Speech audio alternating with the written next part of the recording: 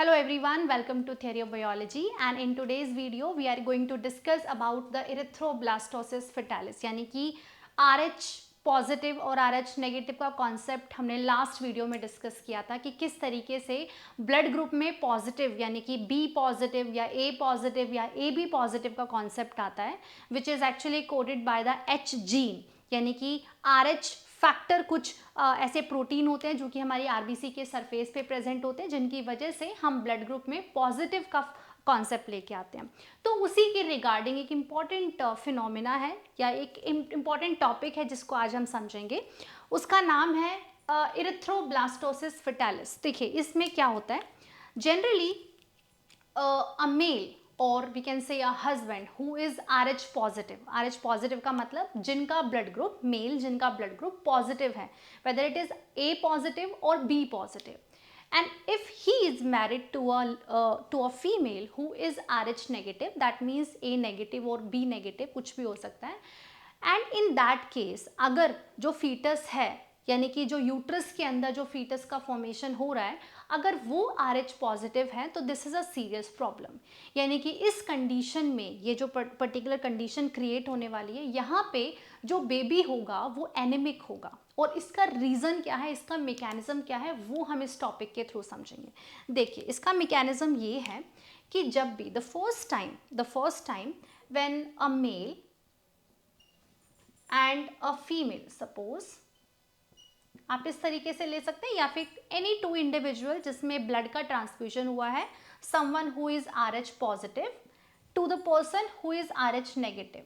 इसको अभी कंसिडर करके मत चलिएगा। आप इस तरीके से देखिए, if a person who is RH positive मतलब उनका ब्लड ग्रुप पॉजिटिव है, चाहे वो कोई भी ब्लड ग्रुप हो, अगर वो अपने ब्लड ग्रुप को ट्रांसफ्यूज करता है to a person who is RH negative, तो फर्स्ट केस में यहाँ पे this particular individual it will get no harm, यानी कि किसी भी तरीके की कोई प्रॉब्लम नहीं होने वाली है। रीज़न, क्योंकि जब ये पॉजिटिव यानी कि ये पॉजिटिव प्रोटीन जब ये इसकी बॉडी में जाएगा तो इस पर्सन का जो इम्यून सिस्टम है वो एक्टिवेट हो जाएगा और वो बनाएगा इट इज़ anti-RH एंटीबॉडी, वो anti-RH एंटीबॉडी बनाना शुरू कर देगा, राइट तो उस केस में एंटीबॉडी बनने लग जाएगी इस इंडिविजुअल की बॉडी के अंदर, ब्लड के अंदर। रीज़न क्या है, क्योंकि कुछ अननोन प्रोटीन जो है वो इसकी बॉडी में जाएगा। जब भी हमारी बॉडी में कोई भी फॉरेन सब्सटेंस जिसको हम एंटीजन बोलते हैं उसकी एंट्री होती है तो हमारी बॉडी अपने आप उसके अगेंस्ट रिस्पोंड करती है, उसको किल करने की, उसको न्यूट्रलाइज करने की कोशिश करती है, जिसको हम बोलते हैं कि वो हमारी बॉडी का एक इम्यून सिस्टम जो है वो एक्टिवेट हो जाता है। तो इसी तरीके से एंटीबॉडी का फॉर्मेशन होना अपने आप में ही इंडिकेट करता है कि बॉडी का इम्यून सिस्टम एक्टिवेट हो गया। तो इस तरीके से स्टार्टिंग में जो फर्स्ट टाइम एनकाउंटर होगा इस एंटीजन का, पॉजिटिव एंटीजन का इसकी बॉडी में, तो फर्स्ट एनकाउंटर के टाइम पे एंटीबॉडी का फॉर्मेशन होगा। लेकिन अगर सेकेंड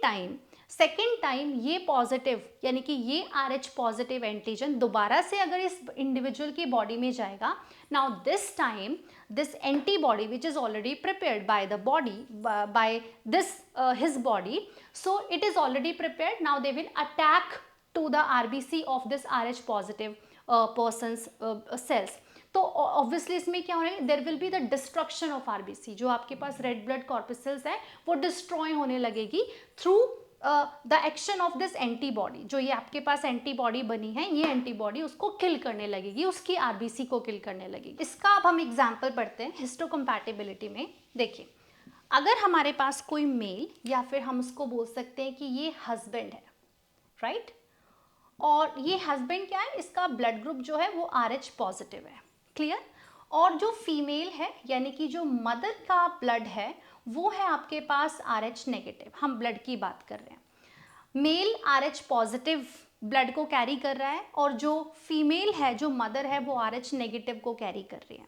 अगर फर्स्ट प्रेगनेंसी है और मान लीजिए कि यहाँ पे जो फीटस है उसका ब्लड ग्रुप जो है वो RH पॉजिटिव है, यानी कि उसके ब्लड के अंदर RH फैक्टर प्रेजेंट है, यानी कि ये RH पॉजिटिव है।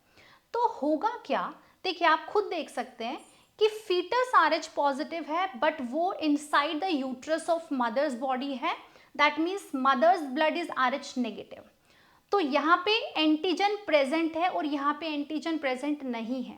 देखिए, मदर का और फीटस का जो कनेक्शन होता है वो प्लेसेंटा के थ्रू होता है, लेकिन प्लेसेंटा और मदर का जो ब्लड होता है, जो फीटस का और मदर का जो ब्लड होता है वो कभी भी ट्रांसफ्यूज नहीं होते हैं। लेकिन जब प्रेगनेंसी का 7th मंथ होता है, 7th मंथ ऑफ प्रेगनेंसी, यहाँ पे प्लेसेंटा, ये जो मदर का जो ब्लड है वो कुछ प्लेसेंटा लीकी होने की वजह से कुछ एंटीबॉडीज और कुछ ब्लड के प्रोटीन्स जो है वो ट्रांसफ्यूज होते हैं या एंट्री करते हैं फीटस के बॉडी के अंदर, फीटस के ब्लड के अंदर। तो उस टाइम पे यानी कि जब 7th मंथ चल रहा होगा तो उस मंथ में फीटस के ब्लड यानी कि कुछ RH पॉजिटिव ये कहाँ चला जाएगा, फीमेल यानी कि मदर की बॉडी में जाएगा। और मदर की बॉडी को क्या लगेगा, कुछ अननोन प्रोटीन आया है, तो अननोन प्रोटीन आने की वजह से ये क्या बनाने लगेंगे, मदर की बॉडी एंटीबॉडी बनाने लगेंगे। क्या बनाने लगेंगे, एंटीबॉडी बनाएंगे। और एंटीबॉडी जब ये बनाएंगे तो ये फीटस की RBC को डिस्ट्रक्ट करेंगे और इसकी वजह से जब फीटस की RBC खत्म होने लगेगी यानी कि रप्चर होने लगेगी तो बेबी की जब डिलीवरी होगी तो baby will be anaemic, right. But यहाँ पे एक आपके पास कॉन्सेप्ट ये लेके आते हैं कि this is actually we are talking about if she यानी कि mother is already encountered with RH positive antigen earlier, यानी कि अगर पहले फर्स्ट टाइम, मैंने जैसे पहले बताया था कि फर्स्ट टाइम जब भी एनकाउंटर होगा तो हमारी बॉडी में एंटीबॉडी बनती है, लेकिन सेकेंड टाइम जब सब्सिक्वेंट एंटीजन आपके पास आएगा, सेम एंटीजन दोबारा से ब्लड में बॉडी में आएगा, होस्ट बॉडी के अंदर आएगा, तो उस केस में ऑलरेडी प्रिपेयर्ड एंटीबॉडी उस पर्टिकुलर एंटीजन को डिस्ट्रॉय करने के लिए बिल्कुल टाइम नहीं लगाएगी और उसको खत्म करने की कोशिश करेगी। तो यहाँ पे अगर फीमेल की बॉडी इससे पहले कभी किसी एंटीजन के पॉजिटिव RH फैक्टर के कांटेक्ट में आई है तो यहाँ पे ये जो आपके पास फीटस होगा ये 7th मंथ में एनीमिक ही होगा। और इस केस में इसका एक लाइक इस चीज़ को क्योर करने के लिए हमारे पास एक इंजेक्शन आता है विच इज़ रोगम। तो रोगम का इंजेक्शन जो है वो मदर्स को पहले ही लगा दिया जाता है ताकि ये जो एंटीबॉडी बन रही है ये नहीं बने। लेकिन अगर फीमेल के ब्लड का एनकाउंटर कभी RH पॉजिटिव के साथ नहीं हुआ इससे पहले तो उस केस में first delivery will be normal, यानी कि फर्स्ट जो फीटस होगा उसको कोई प्रॉब्लम नहीं होगी, लेकिन ऑलरेडी एंटीबॉडी बन चुकी है। तो जब सेकंड प्रेगनेंसी होगी तो उस केस में यहाँ पे फिर से एनीमिक कंडीशन आने वाली है, लेकिन उस एनीमिक कंडीशन को प्रिवेंट करने के लिए there is one precaution which is the RhoGAM. It is nothing but it is actually the defective anti-RH factor antibody. तो यहाँ पे इस एंटीबॉडी की अगेंस्ट में उसको कुछ टाइम के लिए सप्रेस करने के लिए हम एक इंजेक्शन लगा देते हैं विच इज अनदर एंटीबॉडी का एंटीबॉडी होता है वो। तो दिस इज हाउ दिस हिस्टोकम्पैटिबल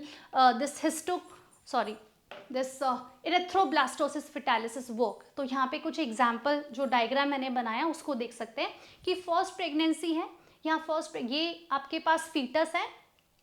तो फीटस RH पॉजिटिव, आप देख सकते हैं it is RH positive, right, it is RH positive, but जो मदर है वो RH नेगेटिव है, राइट। तो ये फर्स्ट प्रेगनेंसी है। देखो अब देखिए फर्स्ट प्रेगनेंसी में यहाँ पे आपके पास एंटीबॉडी बनने लग जाएंगे जो RH पॉजिटिव के अगेंस्ट में RH नेगेटिव यानी कि मदर की बॉडी एंटीबॉडी बनाने लगेगी। लेकिन जब आपके पास सेकेंड टाइम एनकाउंटर होगा एंटीजन का, यानी कि जब सेकेंड प्रेगनेंसी होगी तो उस केस में ऑलरेडी प्रिपेयर्ड एंटीबॉडी उस फीटस को डिस्ट्रॉय करने की कोशिश करेंगे, राइट, उसकी RBC को डिस्ट्रॉय करने की कोशिश करेंगे। और अगर किसी फीटस में ब्लड ही नहीं होगा तो he or she will not be able to survive. Okay, so this is the whole concept about the incompatibility during the pregnancy, or we can say this erythroblastosis fetalis. So I hope ये topic आपको समझ में आया होगा। अगर आपको video पसंद आई है तो लाइक कीजिए, चैनल को सब्सक्राइब कीजिए और अपने फ्रेंड्स के साथ शेयर कीजिए। Thank you so much.